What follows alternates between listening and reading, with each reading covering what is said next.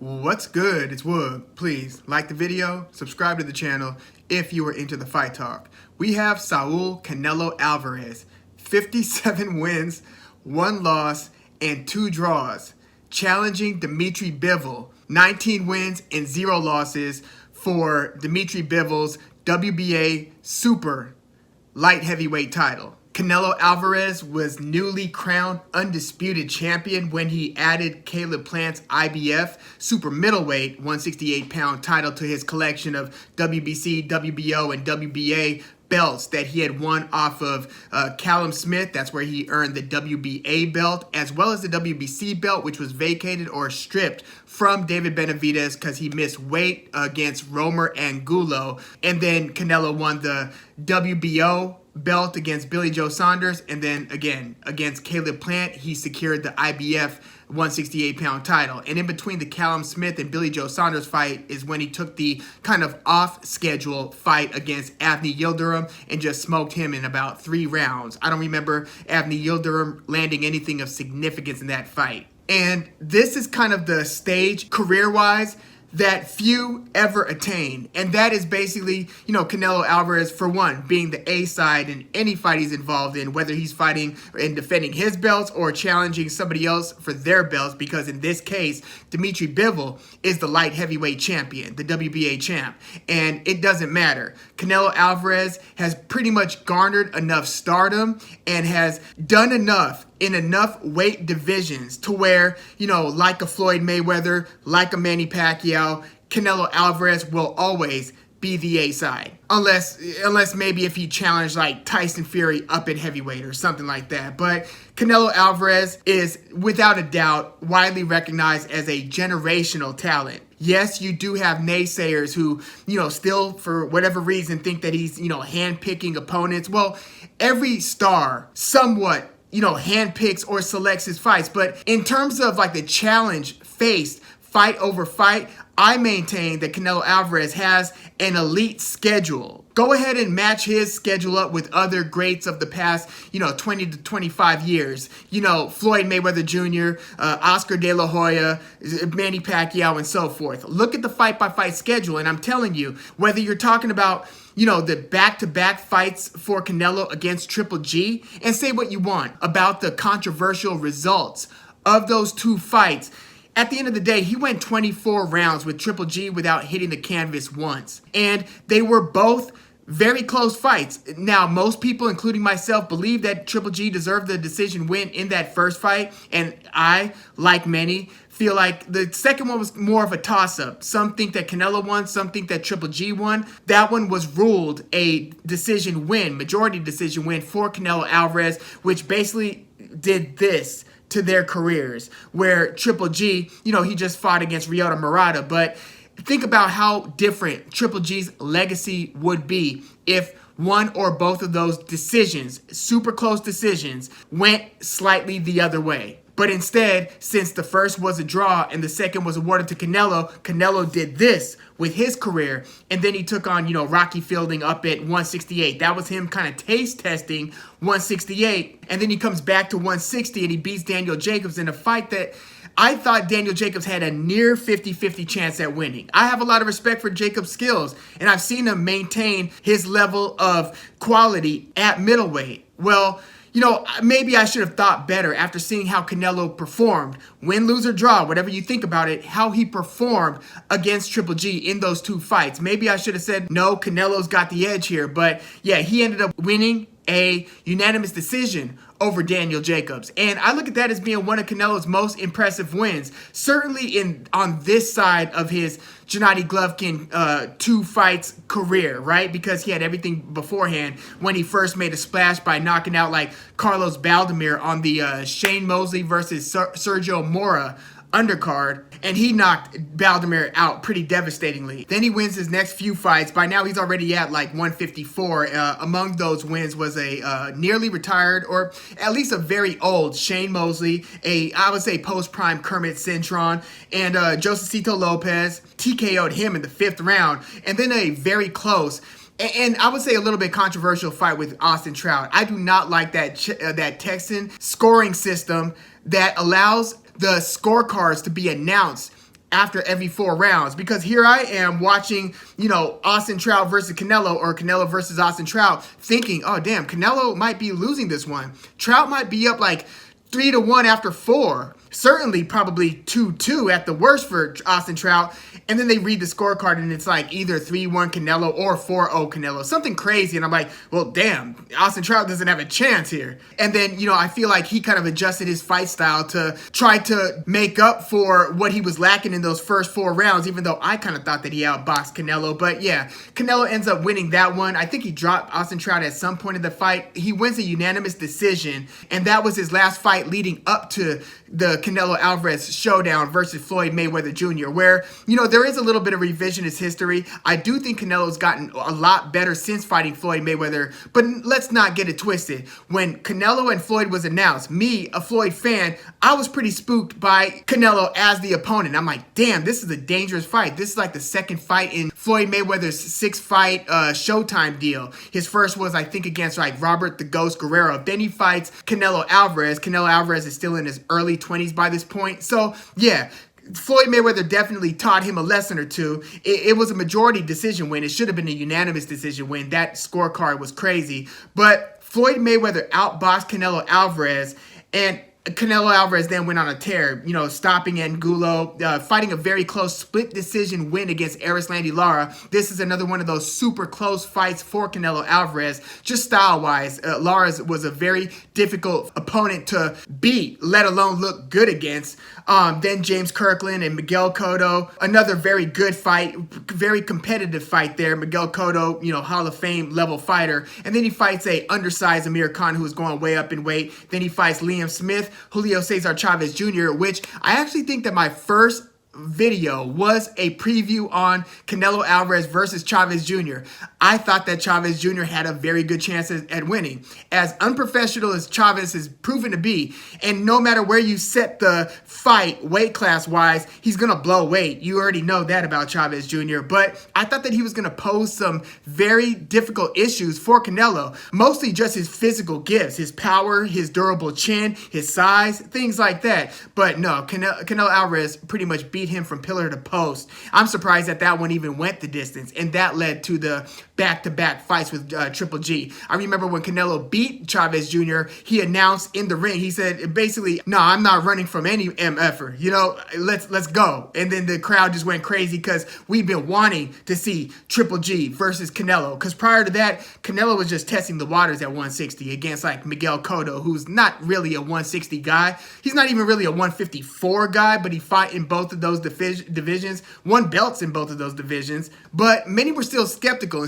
including myself, whether Canelo was going to be a elite 160 guy. I knew what he could do at 154, although there are a couple people I wanted to see him fight at 154 instead of like Liam Smith and Angulo and so forth. But when he fought those back-to-back fights with Triple G, that totally changed my perception of what Canelo was capable of. In fact, even though I thought Triple G deserved the decision win in the first fight, I thought that the way that Canelo conducted himself in the ring gave him a great chance in the rematch, because Triple G would have then been on the other side of 34-35. Canelo would have been emboldened by going the full 12 and fighting that competitively with the killer at 160, Triple G. So I'm like, damn, the writing's kind of on the wall. This second fight might look a lot different than the first, and boy, did it, just because of the style of fight that Canelo brought to Triple G, being the aggressor as opposed to kind of being the mover and trying to buy time in certain pockets of the fight. Triple G basically was trying to win the second fight behind a jab, which, Triple G's always had a great jab, but you've never seen him, or I hadn't seen him, so reliant on the jab in order to win the fight. Usually he's just deconstructing and breaking down and just eventually pummeling his opponents. That wasn't really the case in either of these fights against Canelo. So these two fights had me thinking, damn, Canelo. And then he fought, Rocky Fielding, Daniel Jacobs, and then flirted with 175, fought a aging post-prime Sergey the Crusher Kovalev, who actually boxed Canelo well, and the fact that he boxed Canelo so well has me really thinking that Dmitry Bivol's got a very good shot against Canelo right here. I'm unlike a lot of the people that I'm hearing thinking that it's almost a foregone conclusion that Canelo Alvarez is going to beat Dmitry Bivol. But Sergey Kovalev fought Canelo really well in the first half of the fight. I thought it was pretty even through maybe 8, or, could go either way through 8. But yeah, Canelo started to break Kovalev down. Kovalev also started to tire in the 9th and 10th, and then he got stopped in the 11th. Vicious knockout where, Canelo catches him with just a nasty left hook and then finishes him off with basically an undefended straight right. And then Kovalev just kind of goes into the ropes, and it was just ugly, out cold pretty much. And then Canelo hits the, promotional snag during the COVID 2020 year where we think that he's going to be out of action for a long time. And then what happens? Then he basically sets his sights on 168, and they announce on relatively short notice that he's going to fight Callum Smith. I thought Callum Smith was going to potentially be a big problem for Canelo Alvarez. Look, in retrospect, you might think, oh, who are these, Billy Joe Saunders, Callum Smith, who are all these, bums that Canelo gave their first loss to, by the way? That's another thing to be considered. The fact that he gave Callum Smith his first L, he gave Billy Joe Saunders his first L, Caleb Plant his first L. I mean, damn, are these as good 168-pound fighters as Prime Roy Jones or Andre Ward? No, but these are very high quality, if nothing else, A- level elite fighters that Canelo is stopping in most cases, let alone beating. So I don't see the harsh criticism of Canelo Alvarez fight-by-fight schedule is really being warranted. I'm seeing, a lot of either Hall of Fame fighters or champions, former champions, all up and down his resume. And so, yes, I would love to see him fight David Benavidez. I think that fight would have already happened if David Benavidez didn't cough up his title twice due to totally non-boxing related reasons. So I also get that Canelo Alvarez should have probably fought one of the Charlo brothers by now, if not at 154, then perhaps Jermall Charlo at 160. And yes, he should have probably fought Demetrius Andrade. That's the one that kind of burns me a little bit. The fact that Demetrius Andrade, after winning belts in multiple divisions, can't get any of the other champions or even any of the most exciting contenders like a Jaime Munguia to get in the ring with him. That part I have total disgust with. And I'm not saying that Canelo's totally at fault. I mean, he has earned the right to kind of fight who he wants to fight at this point. But between Canelo, Jaime Munguia, Triple G, especially Jaime Munguia, I mean, him and Andrade were on the zone. And he was the mandatory and still didn't want to fight Andrade. That was some BS to me. Jermall Charlo, none of these guys seem to want to fight Demetrius Andrade. And I'm not even saying Demetrius Andrade can beat all of these guys. I just want to see the fights. I think that he's a super high caliber fighter. But yeah, Canelo, there are some guys that Canelo Alvarez should have fought. But I mean, damn, now that he's cleaned up at 168 and won all 4 of the belts, to choose Dmitry Bivol as your next opponent, I mean, that's a boxing fans type of opponent. That's not, I mean, yes, he's going to fight Triple G if he beats Dmitry Bivol. Now that Triple G handled business against Murata, yes, that's probably the biggest fight out there for Canelo right now, commercially, right? But Dmitry Bivol isn't that. Dmitry Bivol is a guy who boxing fans know about. Dmitry Bivol is a guy who we've been seeing since the Sergey Kovalev undercards, when Kovalev was still a top-level fighter. And, we're seeing him come up. He kind of has that Siberian Russian look, right? I think he's a part Korean in his background. Just kind of that Ruslan Provodnikov, Eastern Russian look. But he's fighting out of St. Petersburg, Russia. And, Dmitry Bivol, it's been interesting. Like Alexander Gvozdyk, right? When we kind of saw him start emerging before he had that showdown fight with Adonis Stevenson and then later with Artur Beterbiev, Dmitry Bivol was kind of flying under the radar unless you were watching these Sergey Kovalev fights on HBO at the time. So we saw him kind of dismantling guys like Cedric Agnew, who's, a good, contender, gatekeeper type fighter. And then we saw him start beating guys who are, just a level above that, like Sullivan Barrera, Ike Chilemba. Ike Chilemba gave prime Kovalev a good run for his money. And Dmitry Bivol stopped Sullivan Barrera, and it won a unanimous decision against Ike Chilemba. So it's like, damn, keep your eye on this guy. And it's one of those types of fight styles that it's almost tough to find rounds that Dmitry Bivol is losing, at least in this stage of his career, right? So he wins the WBA light heavyweight title against like Trent Broadhurst. And that's when he starts defending it against Barrera and Chilemba. And then Jean Pascal, who, we've seen beat Marcus Brown. He gave Marcus Brown his first loss. He beat a prime Chad Dawson. Jean Pascal is a very good fighter, and for Dmitry Bivol to beat Pascal in very emphatic fashion, he didn't get a knockout or stoppage, but if you look at Dmitry Bivol's record, right, it's nothing but unanimous decision wins and TKOs and knockouts. It's not split decision, majority decision style wins. He's emphatically and pretty dominantly winning these fights. So by the time he beat Pascal, I'm like, yeah, this guy, along with Artur Beterbiev, is probably the future of present if you're the current WBA champ, right? But the future of the light heavyweight division. Now, granted, he hadn't ascended to the WBA super light heavyweight, status. It was still like the regular title. He didn't attain the super status until after he beat Joe Smith Jr., which was his next fight after the Jean Pascal one.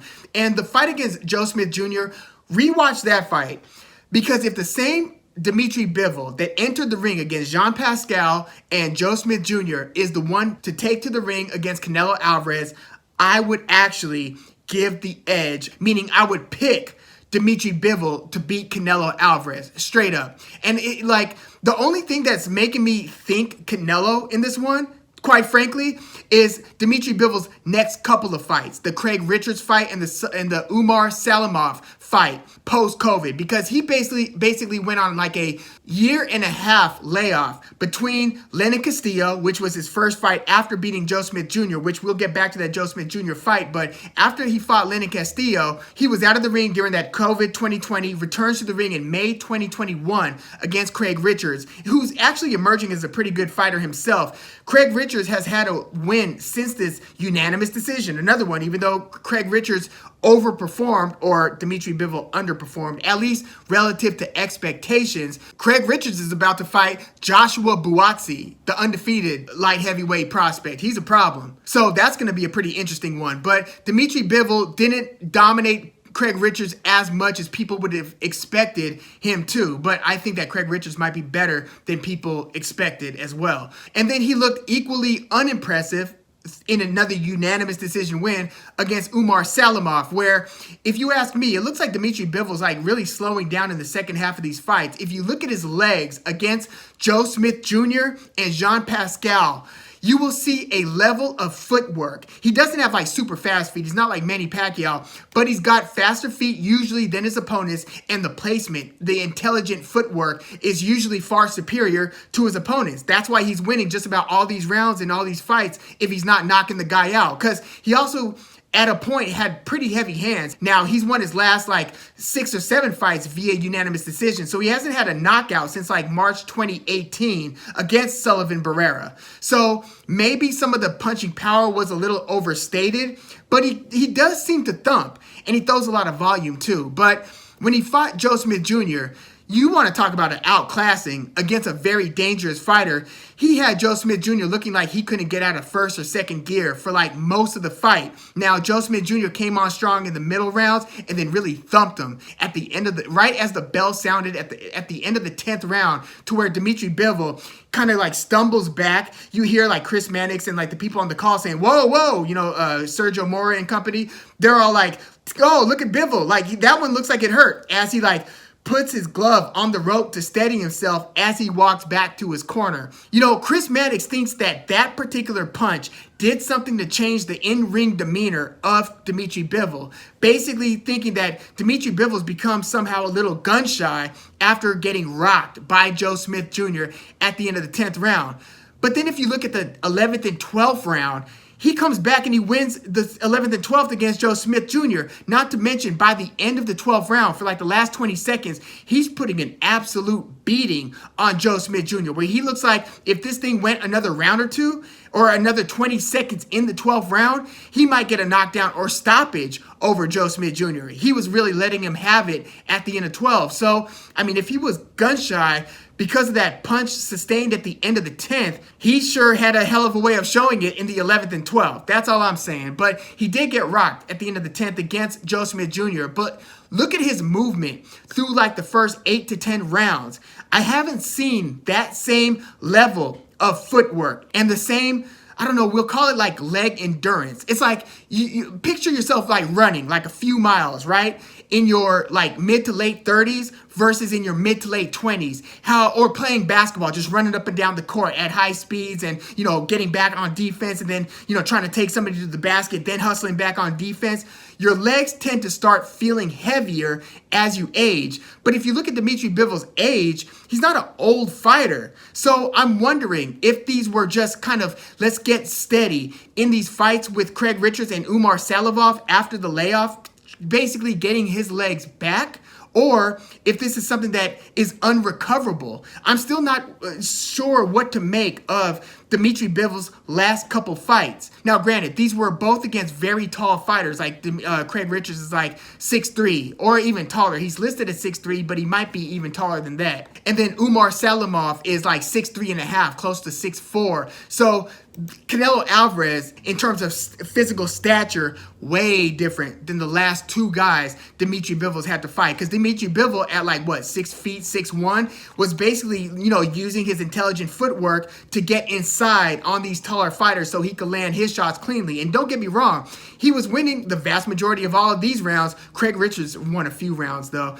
But he still throws combinations. He still has an intelligent jab. He still overwhelms opponents to a degree with volume. Not as much volume as I remember seeing against Joe Smith Jr., Jean Pascal, Chilemba, Barrera, and so forth. But he's still throwing a lot of punches, so I can't quite put my finger on what has changed in Dmitry Bivol's game in the last couple fights. But I do think it has something to do with the legs and the leg movement. I think that is key. I don't think that his reflexes are necessarily in decline. So boxing is so reliant on legs and leg fitness and durability and endurance over the course of these several rounds. Canelo Alvarez, however, isn't the guy to get tired against. We saw what happened to Sergey Kovalev when he started to fade. We saw what happened to Caleb Plant when he started to fade. Canelo Alvarez will make a long night shorter when you start fading. So that's my biggest concern with Dmitry Bivol, because quite frankly,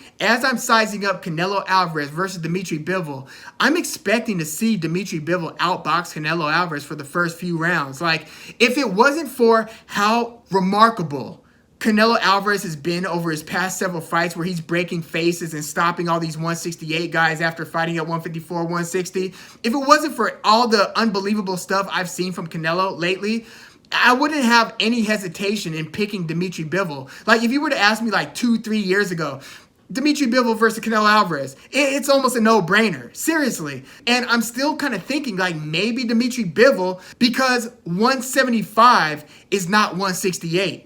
I've seen a lot of people try to go from 168 to 175 and meet a ton of resistance. And the fact that Canelo Alvarez, had that one fight a few years ago against Sergey Kovalev, right, where he stops him late, is going right at Dmitry Bivol. Like, he's not taking a tune-up or two. Like, when Andre Ward had that long layoff after winning the Super Six and then beating guys like Edwin Rodriguez, and then before that, Chad Dawson, that was a great win for Andre Ward.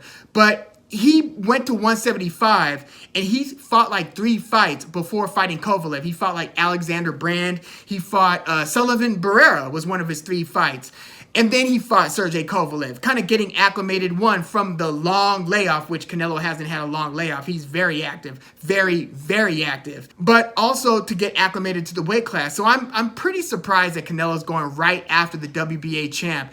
I mean, you want to talk about a ton of confidence and just balls. Like, this is pretty audacious of Canelo to do. Because, look, if he handles business against Dmitry Bivol, I could very easily see him pivoting to Artur Beterbiev after the, Triple G fight, right? Assuming Artur Beterbiev beats Joe Smith Jr. That could be a big if. But damn, Dmitry Bivol, like, I'm picturing the matchup. Canelo Alvarez coming in at like 5'8", Dmitry Bivol at 6 feet, 6'1". And this isn't like a 6-footer or 6'1", light heavyweight who's reliant on power and lacks the sweet science aspect. This is somebody who can box and who is usually the guy who's in control of the fights that he's in. You know, like Caleb Plant, like Billy Joe Saunders. I mean, I get it. Canelo's beaten other guys who have done a lot of winning in the past, right? But Dmitry Bivol has asserted himself, less so in these last couple fights, where it kind of felt like he was 1 or 2 fights, significant fights away from being in the, top 10 pound for pound list. Dmitry Bivol had, at a point, up until that 2019, beginning of the layoff, was looking that damn good. So I have to suspend reality a little bit here to pick Canelo via like close decision or something. Like, does Canelo stop Dmitry Bivol? If he stops Dmitry Bivol, I mean, damn. I don't think that that's going to happen. I think Dmitry Bivol really might get off to an early lead here. Like, he just wastes no time asserting control. He's not somebody who's just gonna wait and be like a Arislandi Lara, to where even if like the sweet science mind in you thinks that he won this round or that round, but he left a lot on the table because he wasn't throwing enough punches or he was moving too much. Those types of things that can cost you a round sometimes. Dmitry Bivol doesn't do that. He emphatically wins the round by landing more shots than you land and kind of looking like he's the one surrounding you, coming forward, giving you angles, giving you volume, giving you power, and fighting nice defensively to where, again, the intelligent footwork allows him to hit you with what he wants to hit you with and then kind of make you just miss with what you're throwing back in most cases. So if I'm going to pick Canelo, I'm suspending belief a little bit. I'm like, okay, I'm buying into the magic of Canelo Alvarez at that point, because logically, this should be a decision win for Dmitry Bivol. And I'm tempted to do it, but I think that I will suspend reality in my prediction here. I'm going to go Canelo Alvarez, but I think that it's actually going to be a nearly controversial decision. I think that I'm going to see with my eyes Dmitry Bivol build a lead, like after 6, maybe 4 rounds to 2 or something like that. Or after 8, maybe like 5 rounds to 3. I think it's going to be close, and I think they're going to be a lot of swing rounds.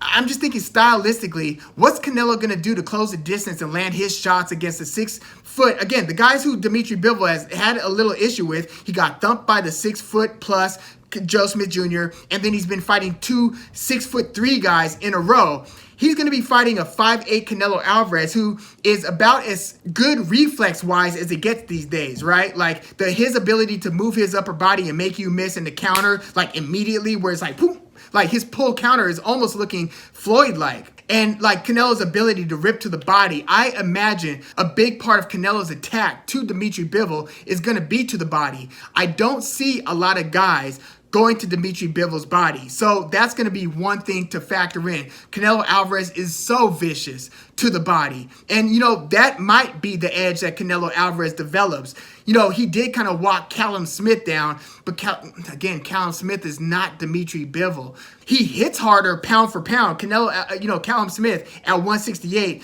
carries a bigger punch than Dmitry Bivol at 175 relative to the weight class. But I don't see Callum Smith having like the relative Frankenstein-like footwork compared to Canelo. Or I'm sorry, I don't see Dmitry Bivol having the Frankenstein-like, Callum Smith-like footwork in comparison to Canelo. So you're not going to just outmaneuver him to where you're always going to be in range, or often going to be in range to land with your 5'8" frame. You're going to have to do something to close the distance to trick Dmitry Bivol into getting into range so you could let your power punches go. And yes, the way that Canelo Alvarez has been throwing his punches in recent fights, his punches just splash in a different way than just about anybody I'm seeing. And it's crazy. Like, Canelo Alvarez is about as efficient as you get movement-wise. He's not wasting energy. Super compact, super good head movement, keeps a guard, so you're gonna have to try to punch through his guard, and he has like a strong guard. It's not like a flimsy guard that you could just punch through, but he's moving just enough, and then he's getting in position with his feints and his level changing to be able to land his power punches. And then he's, again, ripping with these power punches to where he stopped Caleb Plant and Billy Joe Saunders. And the scariest part might be that he's able to put his foot on the gas in the later rounds. Like, I think that he is actually probably going to rally back if he does fall behind to where he's going to win a lot of those late rounds. Again, I've been seeing Dmitry Bivol kind of wane a little bit, and that might be on Dmitry Bivol's mind, like not really trusting his 12-round cardio as much as he probably should. But I think Dmitry Bivol's going to get it off to a lead. I think Canelo's going to start to rally back in the middle and late rounds, and I think we're going to have a photo finish scorecard type of fight where it's going to be a split decision style win for Canelo Alvarez. I think that that's what we're going to get. I don't think that he stops Dmitry Bivol.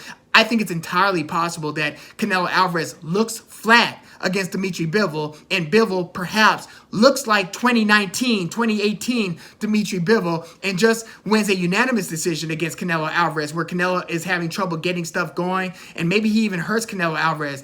How's Canelo Alvarez going to take his 175-pound shots? Like, that's another question that you really have to ask. Yes, he looks like he has a nearly indestructible chin, right? Like, so many things are hard to describe when it comes to Canelo. And that's really the reason why I'm going to shade his way in the decision win. Otherwise, if it was just like logical, it's got to be Dmitry Bivol. But it doesn't seem like things are all that logical when it comes to Canelo Alvarez's abilities and ambition. It's just crazy because he's checking like damn near all the boxes. Hand speed, check. Defense, check. Good footwork. Not fast footwork, but intelligent footwork, check. Level changing and nuance and feints, movement, deception, check. Power, check. Chin, check. Accuracy in checking the chin, check. Like, endurance, check. I mean, what the hell's going on here? So, yeah, I'm going to take Canelo Alvarez via close, split decision-like win. Like, where a lot of people might think that Dmitry Bivol should have won it on the scorecards, but, you know, that last scorecard that's red goes Canelo's way. That's how I'm playing it. But, yeah, let me know what you think of Canelo Alvarez versus Dmitry Bivol.